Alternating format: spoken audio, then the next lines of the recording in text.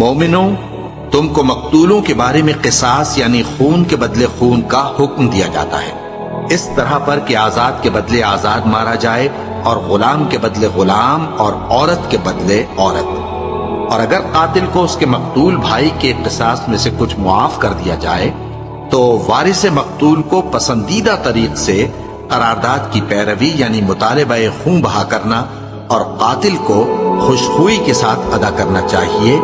یہ تمہارے پروردگار کی طرف سے تمہارے لیے آسانی اور مہربانی ہے۔ اب جو اس کے بعد زیادتی کرے اس کے لیے دکھ کا عذاب ہے۔ اور اے اہل عقل، حکم قصاص میں تمہاری زندگانی ہے کہ تم قتل و خونریزی سے بچو۔ تم پر فرض کیا جاتا ہے کہ جب تم میں سے کسی کو موت کا وقت آ جائے تو اگر وہ کچھ مال چھوڑ جانے والا ہو تو ماں باپ اور رشتہ داروں کے لیے دستور کے مطابق وصیت کر جائے۔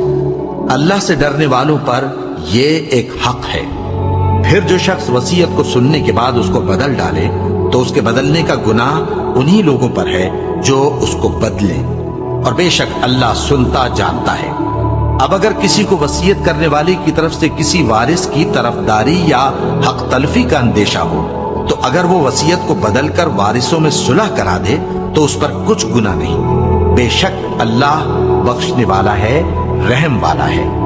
مومنوں، تم پر روزے فرض کیے گئے ہیں جس طرح تم سے پہلے لوگوں پر فرض کیے گئے تھے تاکہ تم پرہیزگار بنو۔ روزوں کے دن گنتی کے چند روز ہیں، تو جو شخص تم میں سے بیمار ہو یا سفر میں ہو تو دوسرے دنوں میں روزوں کا شمار پورا کر لے۔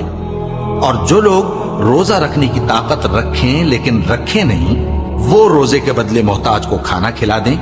اور جو کوئی اپنی مرضی سے زیادہ نیکی کرے تو اس کے حق میں زیادہ اچھا ہے، اور اگر سمجھو تو روزہ رکھنا ہی تمہارے حق میں بہتر ہے۔ روزوں کا مہینہ رمضان کا مہینہ ہے جس میں قرآن اول نازل ہوا، جو لوگوں کا رہنما ہے اور جس میں ہدایت کی کھلی نشانیاں ہیں اور جو حق و باطل کو الگ الگ کرنے والا ہے۔ تو جو کوئی تم میں سے اس مہینے میں موجود ہو چاہیے کہ پورے مہینے کے روزے رکھے، اور جو بیمار ہو یا سفر میں ہو تو دوسرے دنوں میں روزے رکھ کر ان کا شمار پورا کر لے۔ اللہ تمہارے حق میں آسانی چاہتا ہے اور سختی نہیں چاہتا۔ اور یہ آسانی کا حکم اس لیے دیا گیا ہے کہ تم روزوں کا شمار پورا کر لو، اور اس احسان کے بدلے کہ اللہ نے تم کو ہدایت بخشی ہے تم اس کو بزرگی سے یاد کرو اور اس کا شکر کرو۔ اور اے پیغمبر، جب تم سے میرے بندے میرے بارے میں دریافت کریں تو انہیں معلوم ہو کہ میں تو تمہارے پاس ہی ہوں۔ جب کوئی پکارنے والا مجھے پکارتا ہے تو میں اس کی دعا قبول کرتا ہوں۔ تو ان کو چاہیے کہ میرے حکموں کو مانیں اور مجھ پر ایمان رکھیں تاکہ نیک رستہ پائیں۔ روزوں کی راتوں میں تمہارے لیے اپنی عورتوں کے پاس جانا جائز کر دیا گیا ہے۔ وہ تمہاری پوشاک ہیں اور تم ان کی پوشاک ہو۔ اللہ کو معلوم ہے کہ تم ان کے پاس جانے سے اپنے حق میں خیانت کرتے تھے، سو اس نے تم پر مہربانی کی اور تمہاری حرکات سے درگزر فرمائی۔ تو اب تم کو اختیار ہے کہ ان سے مباشرت کرو۔ اور اللہ نے جو چیز تمہارے لیے لکھ رکھی ہے یعنی اولاد، اس کو اللہ سے طلب کرو اور کھاؤ اور پیو یہاں تک کہ صبح کی سفید دھاری رات کی سیاہ دھاری سے الگ نظر آنے لگے۔ پھر روزہ رکھ کر رات تک پورا کرو، اور جب تم مسجدوں میں اعتکاف بیٹھتے ہو تو ان سے مباشرت نہ کرو، یہ اللہ کی حدیں ہیں، ان کے پاس نہ جانا۔ اسی طرح اللہ اپنی آیتیں لوگوں کے سمجھانے کے لیے کھول کھول کر بیان فرماتا ہے تاکہ وہ پرہیزگار بنے۔ اور آپس میں ایک دوسرے کا مال ناحق نہ کھاؤ، اور نہ اس کو رشوتاً حاکموں کے پاس پہنچاؤ تاکہ لوگوں کے مال کا کچھ حصہ ناجائز طور پر کھا جاؤ، اور اسے تم جانتے بھی ہو۔ اے پیغمبر، لوگ تم سے نئے چاند کے بارے میں دریافت کرتے ہیں کہ گھٹتا بڑھتا کیوں ہے۔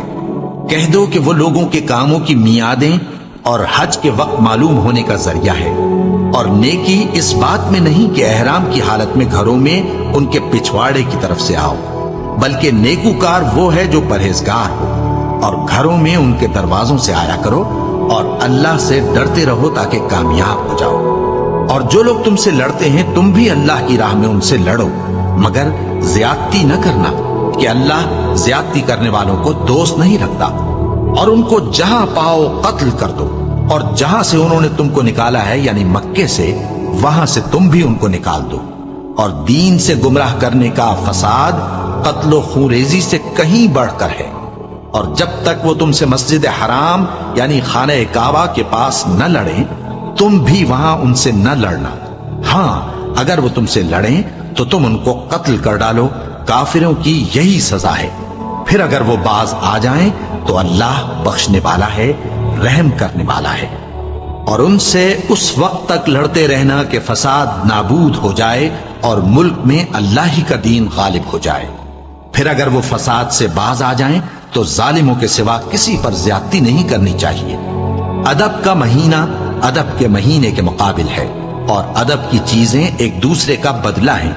بس اگر کوئی تم پر زیادتی کرے تو جیسی زیادتی وہ تم پر کرے ویسے ہی تم اس پر کرو، اور اللہ سے ڈرتے رہو اور جان رکھو کہ اللہ ڈرنے والوں کے ساتھ ہے۔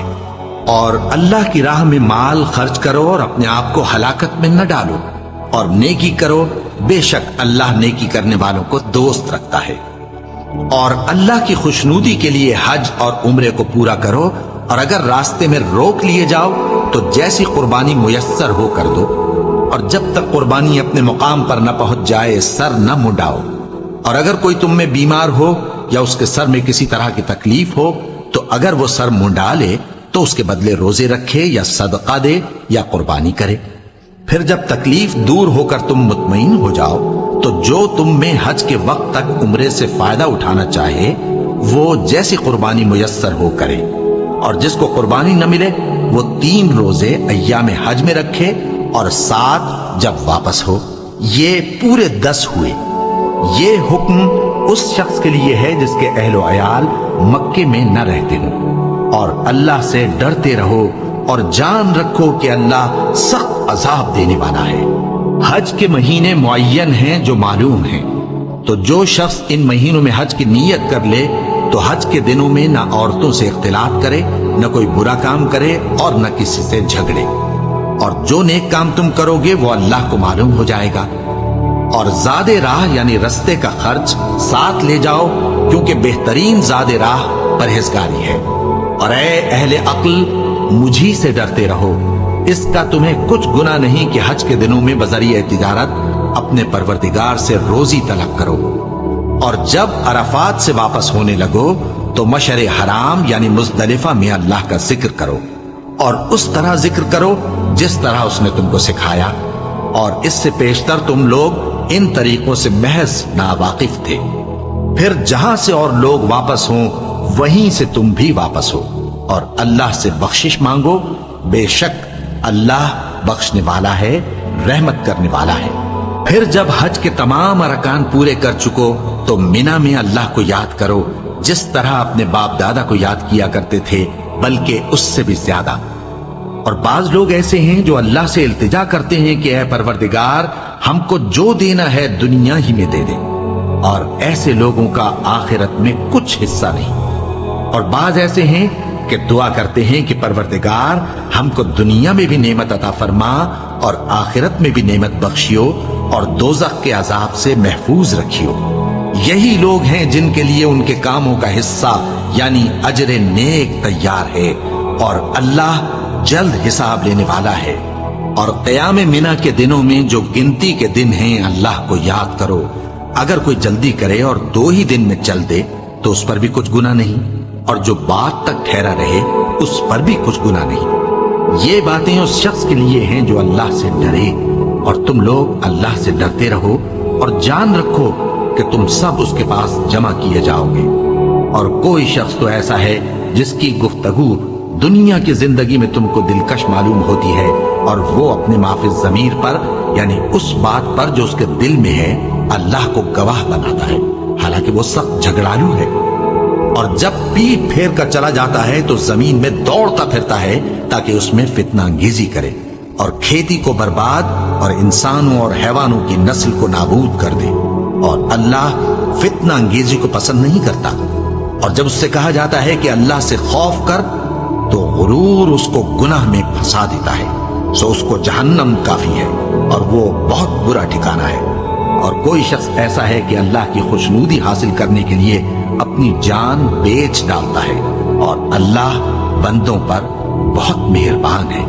مومنو، اسلام میں پورے پورے داخل ہو جاؤ اور شیطان کے پیچھے نہ چلو، وہ تو تمہارا کھلا دشمن ہے۔ پھر اگر تم احکام روشن پہنچ جانے کے بعد لڑکھڑا جاؤ تو جان رکھو کہ اللہ غالب ہے، حکمت والا ہے۔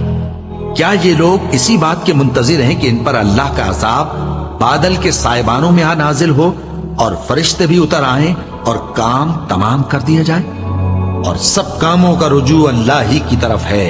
اے پیغمبر، بنی اسرائیل سے پوچھو کہ ہم نے ان کو کتنی کھلی نشانیاں دی، اور جو شخص اللہ کی نعمت کو اپنے پاس آنے کے بعد بدل دے تو اللہ سخت عذاب کرنے والا ہے۔